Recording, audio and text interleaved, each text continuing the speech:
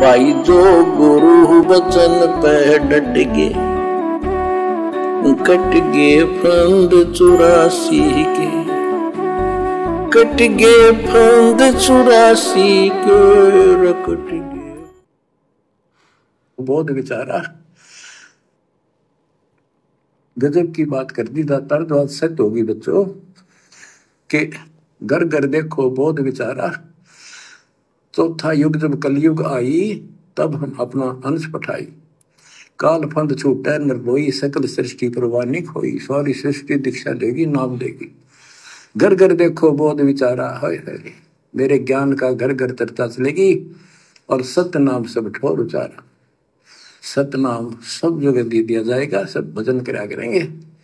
और 5505 जो मैं बता रहा हूं ना, ये उस समय सच होगा, तब ये वचन मेरा होगा सच्चा। कलयुग बीत जावे जब कहता, सब जीव परम पुरुष पद चेता।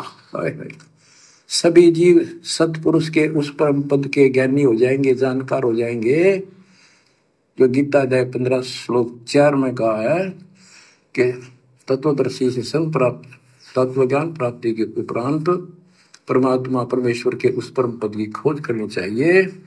जहाँ जाने के बाद साधक फिर लौटकर संसार में नहीं आते। अब ये भाई बहन उस परम पद की भला क्या खोज करेंगे जब उस परमात्मा की खोज नहीं कर पा रहे। अरे वो परम पद में जाना तो बहुत बाद की बात है, पहले उस परम पुरुष को तो जान लो, कौन है, कहाँ है। खाली नाम नाम सुना है, Kabir, Kabir is God, Kabir is God, लेकिन वो कबीर वर्तमान में कहाँ है। वो हवा में घूम रहा है, हमारे क्या काम का। अरे वो हवा में घूम रहा है या वो सतलोक में बैठा है कबीर, हमारे क्या काम का।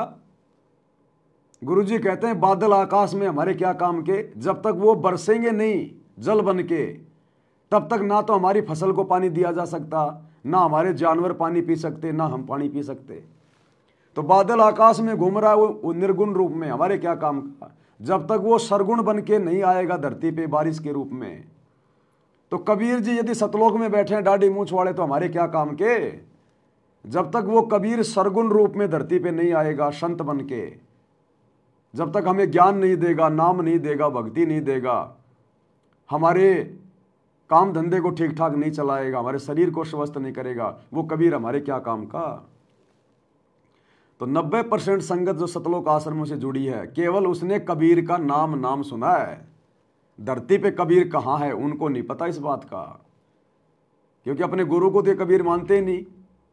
ये तो दाढ़ी मूंछ वाली इस नकली फोटो को कबीर मानते हैं। तो भैया वो आकाश में घूमने वाला बादलों की तरह है, वो कबीर हमारे किसी काम का नहीं है। तो केवल नाम नाम पता है संगत को, कबीर परमात्मा, कबीर इज गॉड। ये नहीं पता कि धरती पे कबीर कहाँ है। तो इस बात की पहचान केवल सत्सेवकों को हुई है। गरीब निर्गुण सरगुण एक है, दूजा ब्रह्म विकार, और निर्गुण साहिब आप हैं, सरगुण संत विचार। निर्गुण परमात्मा से हमारी बात नहीं बनेगी, सरगुण की पूजा करनी पड़ेगी परमात्मा मान के।